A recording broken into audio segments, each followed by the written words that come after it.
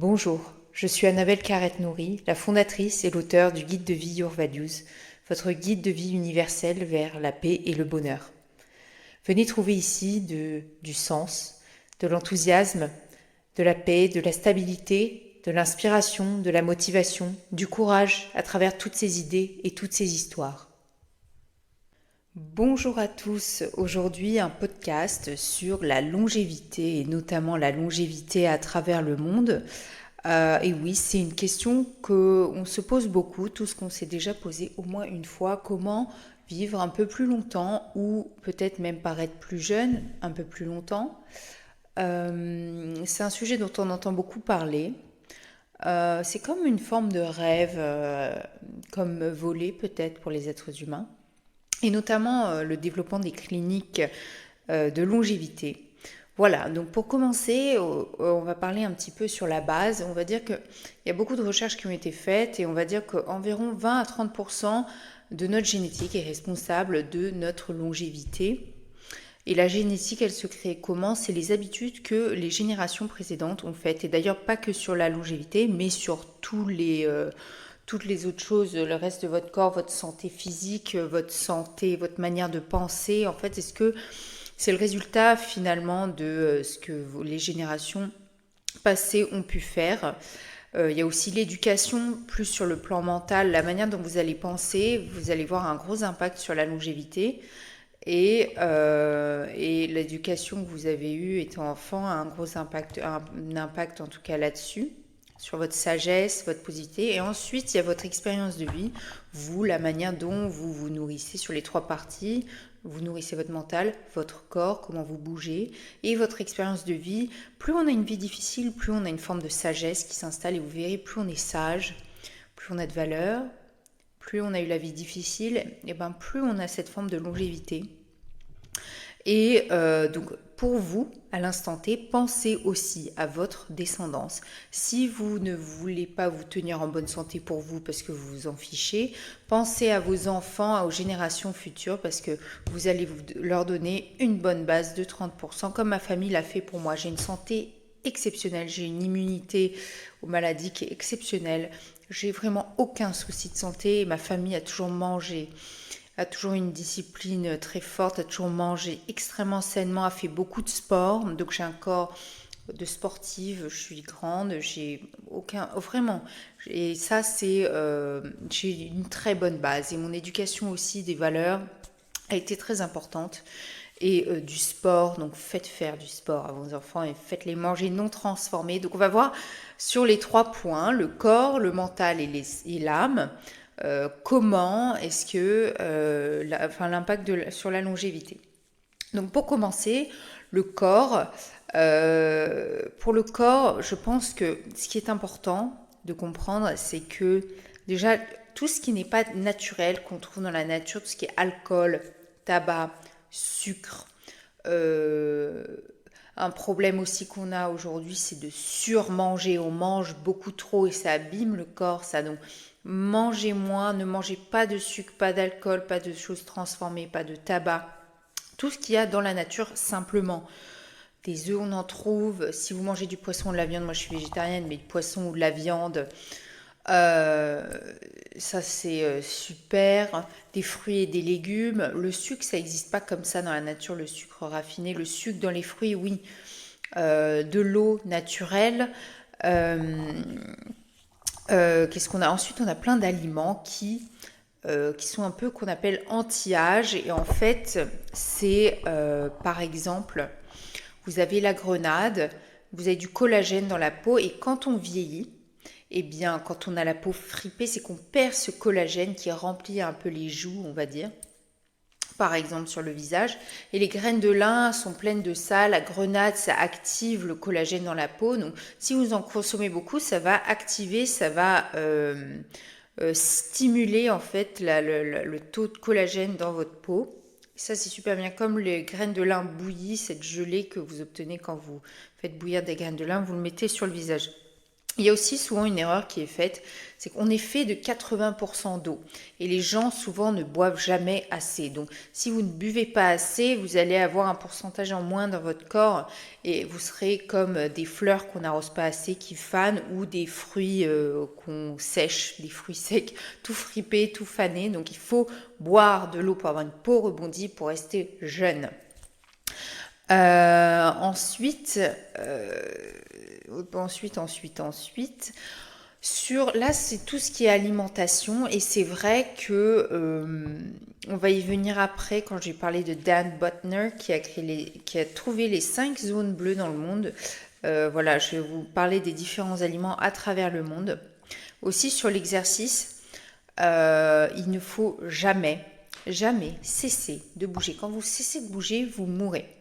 Donc, il faut garder une activité régulière. Pas besoin que ce soit violent, mais plutôt une marche régulière. Moi, je marche 10-15 km par jour. Si vous pouvez faire moins, c'est moins, mais c'est bien de faire 10 000 pas, on dit, au minimum. Et vous faites ça toujours, toujours. Au Japon, ils font beaucoup ça. Et les vieux, on les voit jamais avec des cannes ou quoi que ce soit. Ils arrivent à marcher tout le temps parce qu'ils continuent à faire ça et ils ne s'arrêtent jamais. Ensuite, on a au niveau des étirements aussi, c'est extrêmement important. On va le voir avec d'autres sports. Après, là, je fais un point global des 3 points et après, on va voir des exemples différents. Donc, s'étirer, garder ses muscles à la longueur pour éviter d'être rigide et de perdre sa souplesse. Encore une fois, on est né extrêmement souple et c'est parce qu'on ne s'étire pas tous les jours qu'on perd cette souplesse. Si depuis qu'on est bébé, on s'étire tous les jours, et ben on va garder cette souplesse de quand on est bébé. C'est pas plus compliqué, c'est pareil pour l'alimentation. Et voilà. Pourquoi on a des belles peaux quand on est jeune? Parce qu'on fume pas en théorie, on ne boit pas et on court beaucoup, on bouge beaucoup. Et ben si vous continuez à faire ça, et ben vous resterez jeune. Moi, c'est ce que j'ai commencé à faire. Et figurez-vous que je mets presque plus de maquillage, j'ai presque plus de cernes, des choses comme ça. Je retrouve ma vitalité de quand j'étais enfant. C'est pas plus compliqué que ça.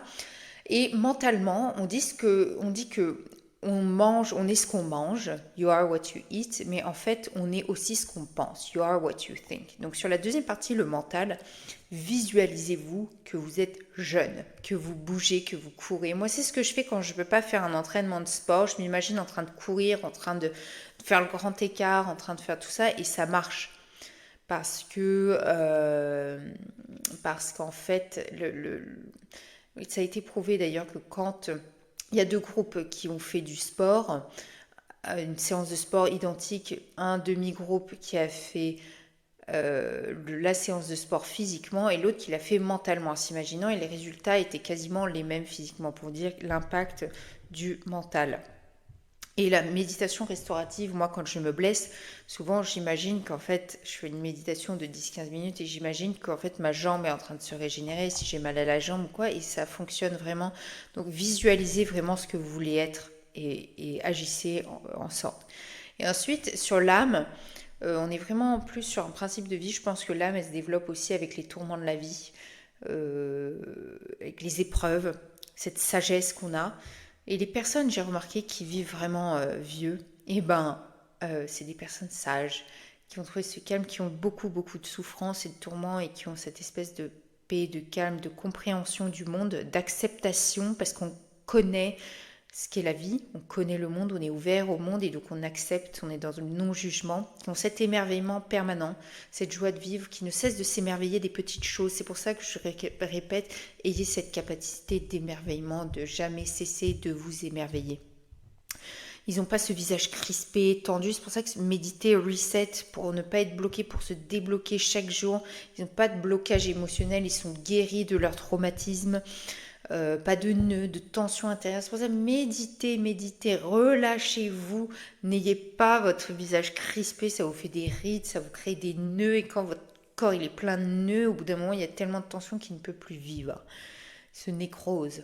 Et c'est pour ça que les gens qui ont beaucoup de stress ont de l'eczéma. Et l'eczéma, on va voir, c'est une forme de nécrose et le corps qui n'a plus d'utilité sur Terre. C'est aussi simple que ça.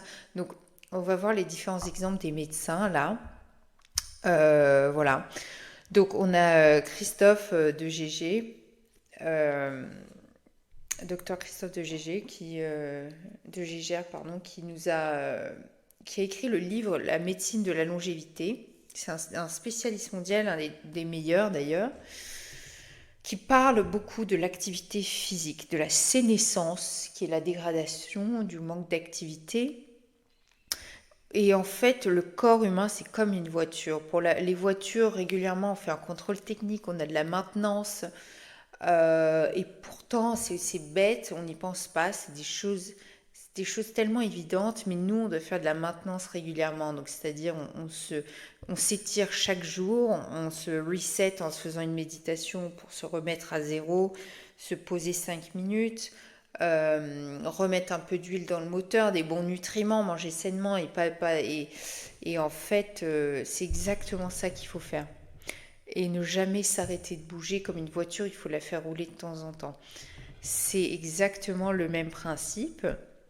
Ensuite, on a Miroslav Radman, qui est de Croatie, qui est un chercheur génétique, qui parle des protéines, les protéines génétiques, où bien sûr on a une partie de la génétique qui est super importante, et qui manger des protéines, parce que la protéine, le muscle, plus vous perdez du muscle, plus vous perdez de la longévité. Le muscle, c'est ce qui fait que vous pouvez vous déplacer. Quelqu'un qui a plus de muscle dans les jambes, il peut plus marcher, vous le voyez bien. Et la graisse, non, la graisse, c'est plus sur les réserves, de stocker de la graisse, des calories au cas où il y a une famine un jour ou quelque chose. Vous avez du gras qui est stocké. Donc en fait, en général, les gens qui ont un mauvais métabolisme, enfin qui ont un bon métabolisme rapide, en fait c'est un mauvais métabolisme parce que dans la nature, ce seraient les premiers à mourir puisque leur corps dépense tellement rapidement qu'ils n'auraient aucune réserve. Donc vous voyez sur les points de vue comment avoir un métabolisme rapide, maintenant c'est devenu bon alors qu'à l'époque, enfin naturellement en fait c'est pas si bon que ça. Donc lui parle beaucoup des protéines et manger des protéines ou dans tout ce qui est œufs, lentilles, légumineuses, poissons.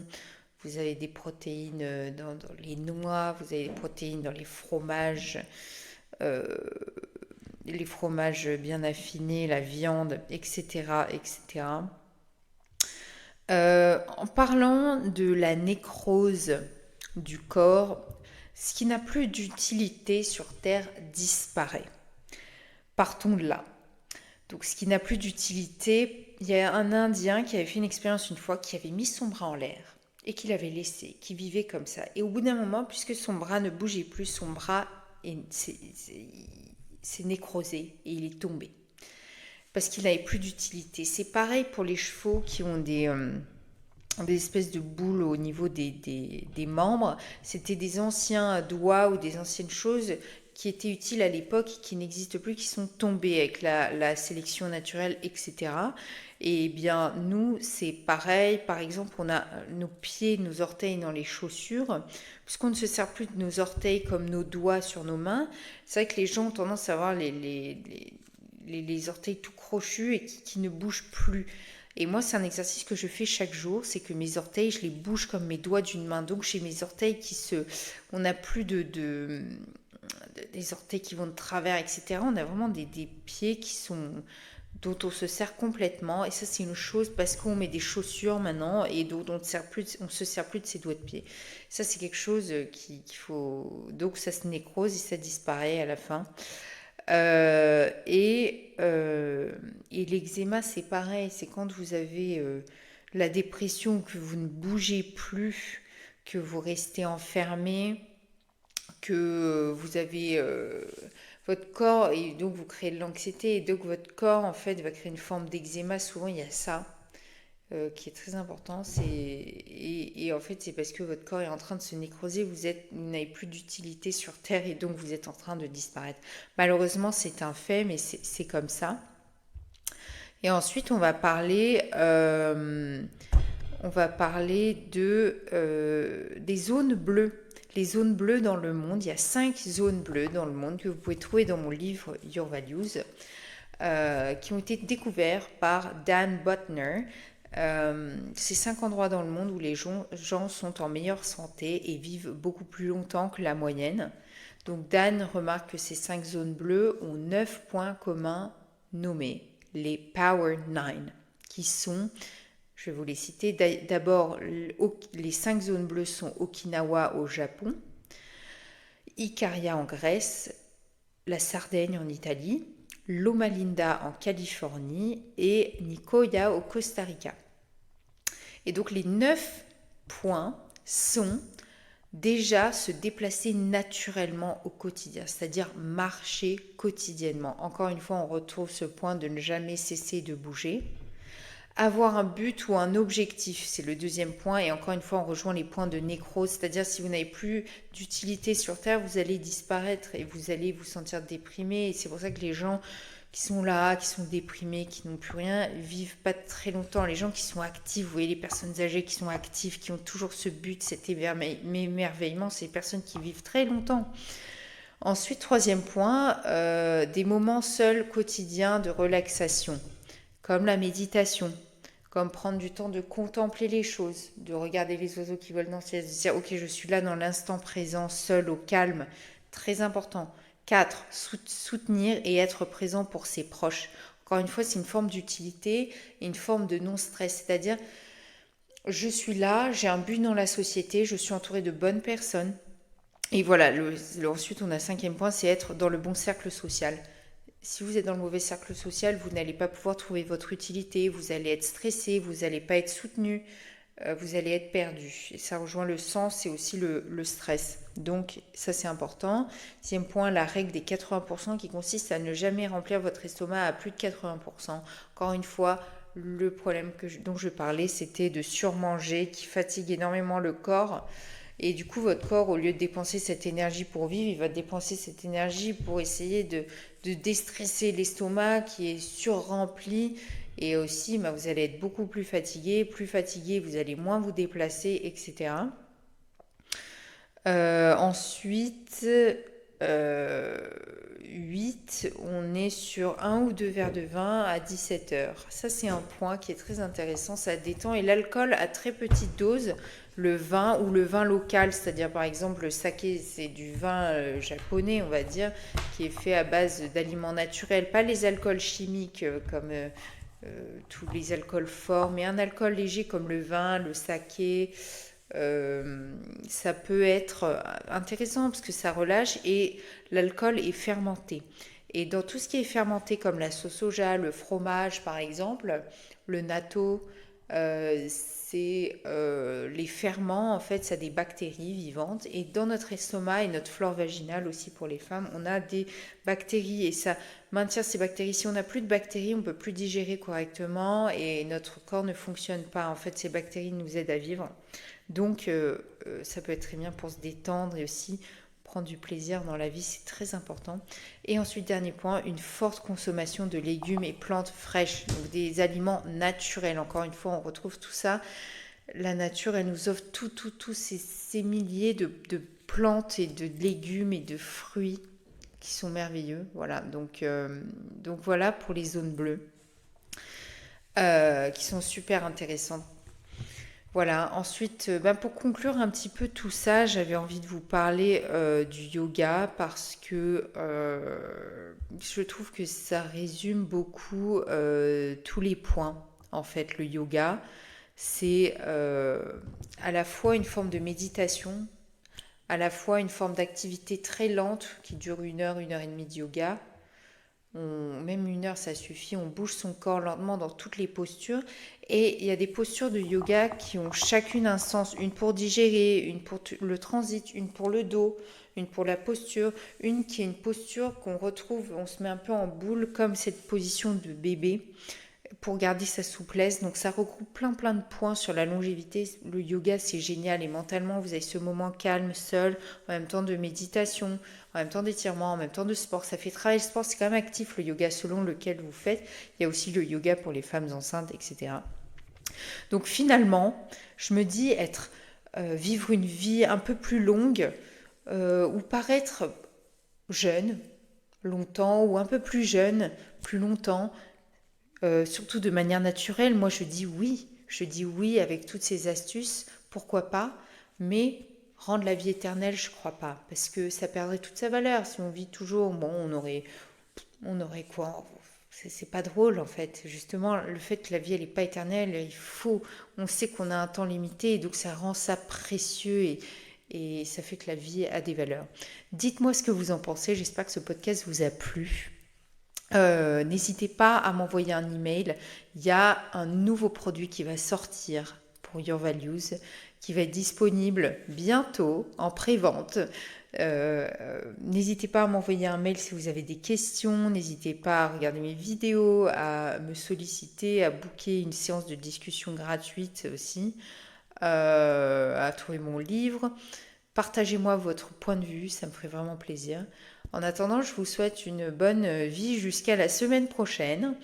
Et n'hésitez pas aussi à me proposer des nouveaux sujets. Je vous remercie infiniment de suivre mes podcasts et de prendre ce chemin de vie-là pour vous. Faites ça pour vous, pour votre famille, et je trouve ça merveilleux.